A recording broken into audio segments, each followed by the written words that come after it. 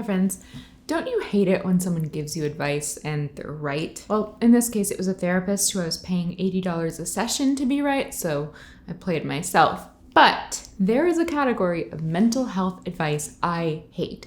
Hate, right? That's like, do yoga or socialize more. And no, doing yoga won't fix it. And besides, if I am struggling to say, consistently make and eat meals, out of what well do you think I'm gonna pull out a yoga practice? This is not a video about yoga, don't worry. But it is about how one afternoon in late November, I felt like my skin was on too tight. And if I spent another moment just acting like everything was chill and sending my little emails, everything would start tearing open. So I went for a walk. Most days since last March, I've been trying to walk around the block once a day just to see that the outside is still there, but I still wouldn't call that getting out much.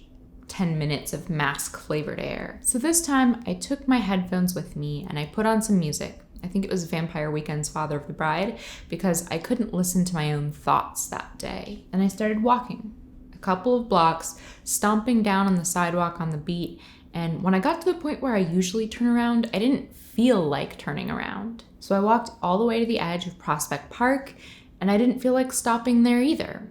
So I kept walking until the whole album was done, and until my eyebrows had pried apart from each other, and until the wet breath from under my mask had stamped my mascara onto the tops of my cheekbones. And anyway, it made me feel better, and I hate that that's the case. In like 2015 or 2016, my therapist told me to read a book called The Upward Spiral. It's a neuroscientist talking about how depression is a real biological thing that you can't snap out of, and that we know a little bit about how it gets that way. Because depression will make it harder to do the things that you like to do, like talk to your friends or do a hobby. That layer of joy and pleasure that protects you from the chill of the world in a Pangea, that gets shaved away. And then it's the layers of things that you need to do that are left exposed.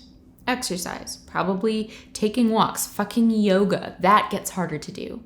So you stop doing it, and then you're left with being productive at work. That starts to be impossible until you're at the point I was when I walked into that therapist's office, a bundle of bare nerves who summoned all that she had left to get out of bed, unwashed, unfed, and walk 4 blocks to sit on that couch. That's how I picked my therapist, by the way. 4 blocks. Neuroscientist Alex Korb says the reverse is true too when you're dealing with depression that's stripped you of everything that makes you feel like a person. If you can figure out a way to reapply just one layer, it can give you enough to do the next thing, and then the next thing. This is a slow process that happens over time, and if you're really struggling, maybe the first layer is medication, which makes it easier to show up to therapy, which makes it easier to buy groceries and take a shower, which makes it easier to take a walk, which makes it easier to do your job, which makes it easier to call your mom back, which makes it easier to feel like you're alive for a reason. And upward spiral, if you will. And I know that it's real because when I started walking every day in November, I also found like all this energy.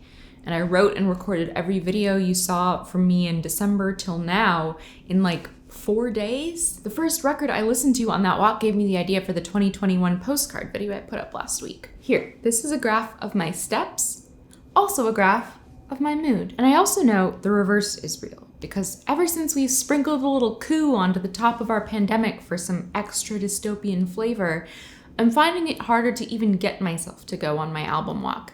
I'm like, okay, fine, I'll do it, but I'm picking an EP. But if I manage to do it anyway, it just takes a little edge off of the despair so that it can't entirely destroy me. It doesn't fix everything, of course, that's not what I'm saying, but it works.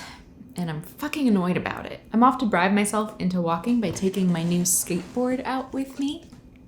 But before we both go, tell me what helps you build an upward spiral for yourself, and or tell me what album to listen to on my next walk. Oh, and if you like this video, you can show your support by turning on notifications or by joining the Radish Collective, my Patreon community, where I have made you dozens of playlists that are the perfect length for a walk. I'll see you soon.